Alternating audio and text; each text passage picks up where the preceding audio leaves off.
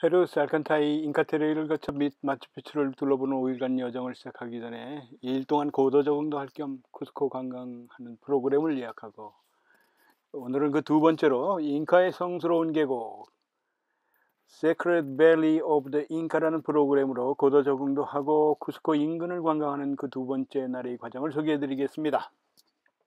첫날 쿠스코 시내 관광을 안내하던 후안이라는 관광 안내원과는 달리 두 번째 날은 머리꽁지를 한 28살의 다섯 능구렁이 같은 청년이 관광 안내를 맡았습니다. 픽업해야 할 시간보다 20분 늦게 도착해서는 미안한 기색도 없이 이런저런 별명을 늘어놓았습니다. 함께하는 다른 일행들도 그리 썩 좋은 기색을 보이지 않았지만 우선 무난히 영어 소통이 되는 관광 안내원이라 다행이라 여기고 출발을 했습니다. 잉카의 성스러운 계곡은 쿠스코의 우르밤바 강을 따라 마추픽추에 이르는 협곡에 자리 잡은 다양한 잉카의 유적지를 가리키는 말입니다. 관광 안내원이 처음으로 인도한 곳은 친체로라는 동네에 있는 페루안테라는 곳으로 잉카의 천연 염색 방법을 설명하고 어떻게 천을 직조하는지 보여주는 곳이었습니다.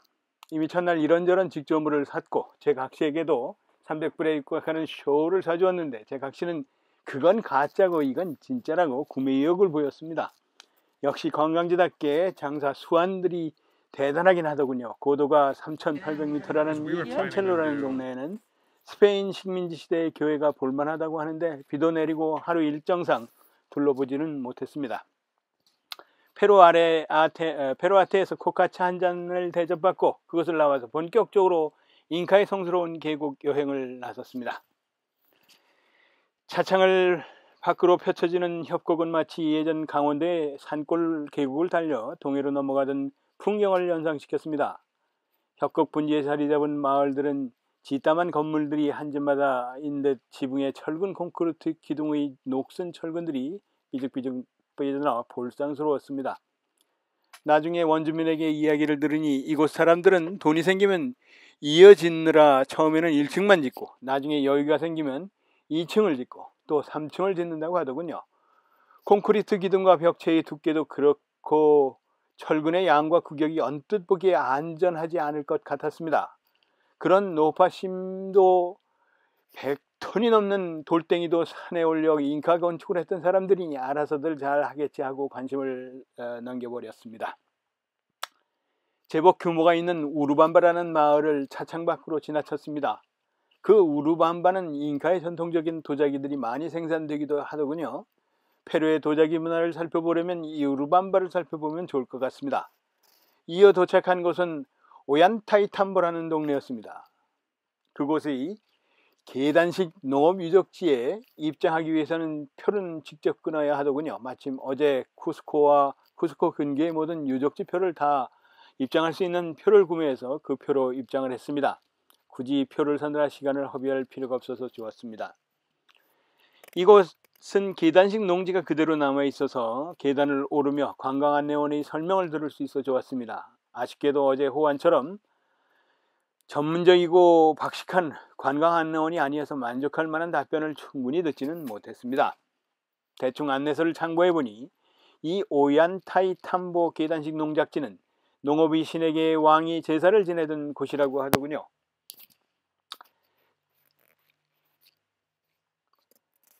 또 이 계단식 농작지에서 이 마을에서 사용할 감자며 모든 농산물이 생산되었다고 합니다. 지금은 관광지로 나라가 관리를 하여 농사를 짓지는 않지만 계단식 농작지를 왼쪽으로 시작해서 올라갔다 돌아 오른쪽으로 내려와 보니 맨 아래 두 계단 정도가 감자가 무럭무럭 자라고 있더군요. 그 관리에게는 물어보니 동네 사람들 중에 신청을 받아서 경작하게 하는 계단식 농지라고 하더군요. 농사에 사용되는 물은 잉카 수로를 통해서 아직도 물이 끊기지 않고 흘러내리고 있었습니다. 이곳에도 좋기 수십 톤은 될 것 같은 돌덩이들이 반듯반듯하게 재단되어 바위와 바위의 아귀를 빈틈없이 맞춘 채 계단 옹벽을 이루고 있었습니다. 오얀타이탐보 정상에 이르면 미처 완성하지 않은 제사를 지내는 성전 석조 건축물들이 보입니다. 그 옆으로 산 밑에서부터 거대한 거인이 가지고 올라와 씀직한 거대한 석조형 돌덩이들이 네모 반듯하게 또 레고처럼 끼워 넣을 홈과 돌출부들이 보입니다. 아마도 성전 건축이 완성되기 전에 스페인이 정복하는 바람에 그대로 방치가 된 것으로 보입니다. 이 석벽이 재료는 저 건너 멀리 보이는 돌산의 채석장에서 옮겨왔다고 하는데, 현대의 기술로도 만만치 않은 일인데 그 옛날 무슨 재를 옮겨왔을까요? 대뜸 제 각시와 함께 관광하던 여자아이가 외계인이라고 동시에 답을 하더군요. 글쎄요, 안내서 이해하면 석축을 옮길 때 라마 떼에게 허밍을 하면 라마들이 괴력을 발휘하여 석축을 옮겼다고 하는데, 이 설명도 전혀 납득이 가지 않더군요.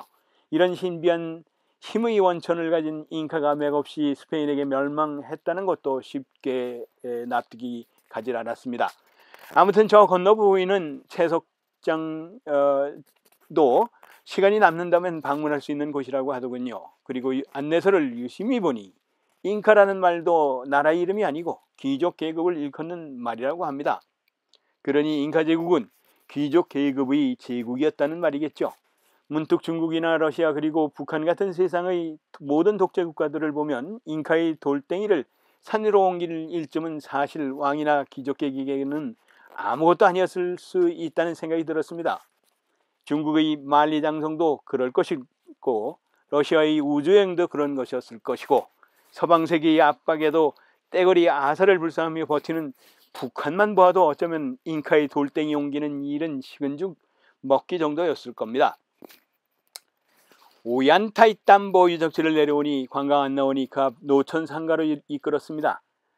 호객행위나 구걸행위가 인도나 다른 나라에 비하면 양반이긴 하지만 그래도 나름대로 있기는 하더군요. 잉카 전통 복장을 한 아이들과 사진 찍기를 강요할 때쯤 일행에서 벗어나 길가에서 오렌지를 직접 짜서 주스로 파는 아줌마에게로 향했습니다.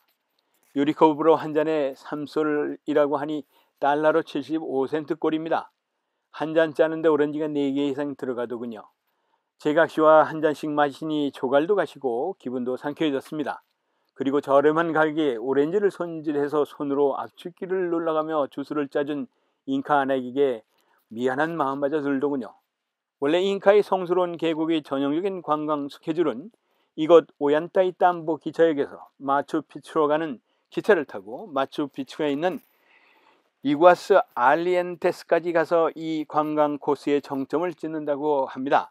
하지만 저는 다음 날부터 시작하는 5일간의 살칸타이 잉카 도보 여행을 통해 마추픽추를 돌아볼 예정이라 저녁에는 쿠스코로 돌아가야 하는 일정이었습니다. 이렇게 오전 일정이 마무리되고 관광 안내원은 우리를 뷔페 식당으로 안내를 하더군요. 이 뷔페는 지불한 관광 비용에 페루 음식 체험이라는 항목으로 포함되어 있었습니다. 대신 음료수는 함께 관광하는 일행들이 돈을 모아서 사 마셨습니다. 원래 잉카에는 팁 문화가 한국처럼 없다고 합니다.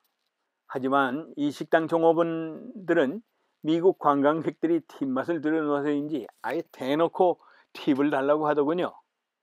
식사하는 동안 한쪽에서는 페루의 전통 피리를 비롯해 여러 가지 악기로 한 악단이 열심히 페루비안 곡을 연주하고 있었습니다. 악단의 일행인 듯한 노인이 열심히 식당 테이블을 돌면서 그 악단의 CD를 팔고 있더군요. 이제는 컴퓨터에서조차 CD 플레이어가 사라진 마당에 CD를 산다는 게 좀 이상했지만 제 각시는 음악이 좋다며 3가지 CD를 몽땅 구매를 하였습니다. 돌아와서도 며칠 지난 지금도 어디에 처박아 두었나 할 뿐 CD 플레이어를 찾아 들어보지 않고 처박아 두고 있지만 말입니다. 관광 안내원이 실없는 이야기를 하는 동안 실증을 느낄 쯤 해서 운전하는 친구에게 말을 걸어보았습니다. 아쉽게도 영어 소통이 전혀 안 되더군요. 구글 번역기를 사용해 보았는데 자신이 쿠스코 출신인 것만 확인할 수 있었습니다. 함께 여행하는 일행들은 제법 스페인어를 구사해서 이런저런 소통도 하긴 하더군요. 하지만 첫날처럼 깊이 있는 이야기를 나누기에는 두 번째 날은 별로 소득이 없었습니다. 날씨는 점점 우기의 본색을 보이기 시작해서 밖을 나서 돌아다닐 때는 벼락비도 맞아야 했고 우비를 필수로 챙겨야 했습니다. 내일부터 시작하는 살칸타이 잉카 도보 여행이 빗속에서 이루어져야 할 것 같아 무척 신경이 쓰이기 시작했습니다. 하지만 피할 수 없으면 즐기라고 우중 하이킹을 즐기기로 작정을 했습니다. 첫날은 함께 여행하는 일행이 없어서 안내하는 후안이라는 청년과 깊이 있게 이야기를 나눌 수 있었던 게 무척 다행이었습니다. 하지만 이번 두 번째 날 관광은 젊은 남녀 커플과 미국에서 초등학교 선생을 한다는 사람과 이런저런 비즈니스를 한다는 사람 해서 4명이 함께 관광 내용을 깊이 있게 접하기에는 한계가 있기도 했습니다. 이런저런 비즈니스를 한다는 사람은 제각시가 염두에 두고 있는 킬로만자로 등산을 이미 예약해서 이 여행이 끝나면 간다고 하더군요. 제각시는 그 친구에게 여러 가지 정보를 열심히 캐묻기도 했습니다. 그 친구의 부인이 생전 이런 여행 따라 나서질 않는데 킬로만자로는 가겠다고 했다면 너스레를 떨더군요. 부부와 함께 힘든 하이킹을 한다는 건 축복일 수 있겠다는 생각도 해보았습니다. 식사 후에는 협곡을 굽이굽이 돌아 1800피트 약 6000m급의 산들로 둘러싸인 성스러운 작은 마추픽추라는 피삭으로 향했습니다. 오락가락 비는 내리고 피삭의 유적지 입구에는 비를 가리려 좌판을 덮어놓은 토산품 장사꾼들이 물건이 보이도록 펼치고 닫기를 반복하고 있었습니다. 또 김이 모락모락 나는 씨알 굵은 옥수수들로 허기진 관광객을 유혹하기도 했습니다. 입구에서 입장표와 여권을 확인하고 입장을 하여 층층이 계단을 이룬 비어버린 농작지를 바라보며 오르기 시작했습니다. 빗속을 우비를 걸치고 오르는데도 숨이 금세 차오르는 게 고산지대임을 실감하게 만듭니다. 위쪽에는 잉카의 귀족이나 제사장들이 살았을 것 같은 두꺼운 석조물로 건축된 거주터가 보입니다.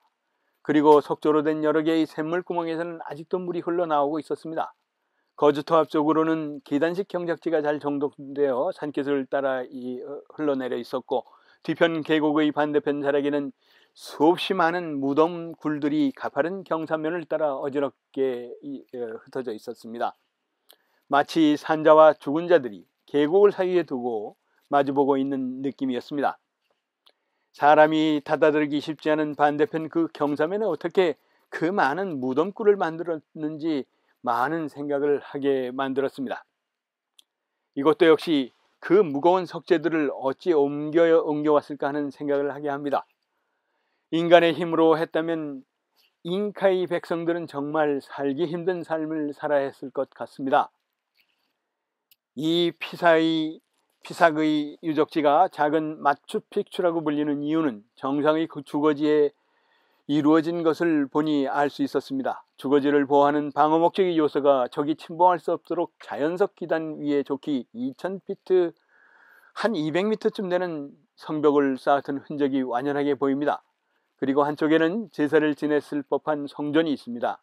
성전의 석조물들은 제법 멋을 내어 놓았습니다. 페루의 석조물 중에 가장 멋진 석조물이라고 안내서에도 기록이 되어 있더군요. 저 아래 보이는 피삭의 마을에 있는 토속적인 시장도 볼만하다고 합니다. 하지만 관광 안내하며 이동하는 벤이 동네를 가로질러 피삭 유적지 입구까지 내려주고 또다시 우리 일행을 싣고서 떠나야 해서 가볼 수는 없었습니다. 이 위에도 제가 산 입장권에는 800m 돌소로가 늘어선 잉카의 관계시설을 보여준다는 추후에 코스코가 우리가 들렀던 우르밤바와 이 피삭 사이에 있다고 하는데 지나쳐온 모양입니다. 또 전체 입장권에는 잉카의 이적지로 농업시험장 역할을 했던 모라이라는 것도 나옵니다. 원형 대칭형 테라스 계단식 경작지를 만들어 옥수수나 감자가 고도에 따라 그 성장 상태를 관측하여 품종을 개량했다고 합니다. 그 원형 계단식 경작지는 맨 아래 경작지와 맨 위의 경작지의 온도 차이가 2도 정도 차이가 난다고 합니다. 잉카인들이 과학적으로 많이 발달되었다고 생각이 듭니다. 그 모라이와 가까운 곳에는 살리나스라는 소금 강산도 유명하다고 합니다. 5740개의 계단식 염전을 만들어 한 개의 염전에서 한 달에 150kg의 소금이 난다고 하니 대단한 염전이라는 생각이 듭니다. 페루의 음식이 맛깔스러운 것이 간수에 쓴맛이 없는 이곳 살리나스의 소금으로 만들어져서 그렇다는 걸 다시 떠오르게 합니다. 이곳 역시 시간 관계상 관광 일정에는 포함되지 못해 아쉬웠습니다. 다음날 4시부터 시작되는 5일간의 살칸타이 잉카 트레일을 통해 마추픽추로 가는 일정의 예비 소집이 오후 5시부터 살칸타이 여행사 건물에서 있어서 쿠스코로 돌아와 예비 모임에 참석했습니다. 우리 일정을 안내할 후안이 일정을 소개하고 필요한 물품도 점검하고 보트와 조랑말이 가지고 갈 물품을 담을 더블백도 나누어 주었습니다. 제 더블백 번호가 저녁에 찾기 좋으라고 570이라고 큼지막하게 더블백에 새겨져 있었습니다. 함께 갈 인원들도 저를 포함해서 미국에서 9명 그리고 캐나다에서 2명이 참가해서 모두 11명으로 팀이 꾸려졌습니다. 앞에서 보도 여행을 선도할 안내원은 후안이 맡고 일행의 뒤에서 따라줄 안내원으로는 레오라는 37살을 먹은 총각 안내원 2명이 자기소개를 마쳤습니다. 또 음식이며 텐트 침낭이랑 일행의 더블백을 가지고 갈 말들을 부리는 마부 1명과 일정 내내 음식을 책임질 조리사 1명, 조리보조 2명이 정해졌습니다. 예비 소집 뒤에는 드디어 사랑채라는 한국 식당에 가서 김치찌개와 된장찌개를 먹었습니다. 설렁탕이 메뉴에 보여서 물어보니 뼈를 3일은 구워야 한다고 도보 여행을 마치고 오면 제공하겠다고 하더군요. 식당 구석에는 중1 정도의 아들, 초등학생 정도의 딸, 그리고 그보다 어려 보이는 아들 모두 이남 1녀가 놀고 있더군요. 한국말을 잘하는 게 신통해서 재미있게 이야기도 나누었습니다. 주인 아주머니는 도자기를 전공해서 페루에서 도자기 제작 지원을 위해 코이카를 통해 10년 전에 와서 이곳에서 만난 동료와 결혼해서 아이들을 낳고 정착하게 되었다고 하더군요. 그리고 지난번에는 제가 같은 호텔에 묵는 사람들이 대우건설이라고 했는데 알고 보니까 현대건설이었습니다. 그 점 바로 잡으면서 그러면 5일간의 살칸타이 잉카 트레일을 통해 마추픽추로 가는 일정을 소개하는 편에서 뵙도록 하겠습니다. 감사합니다.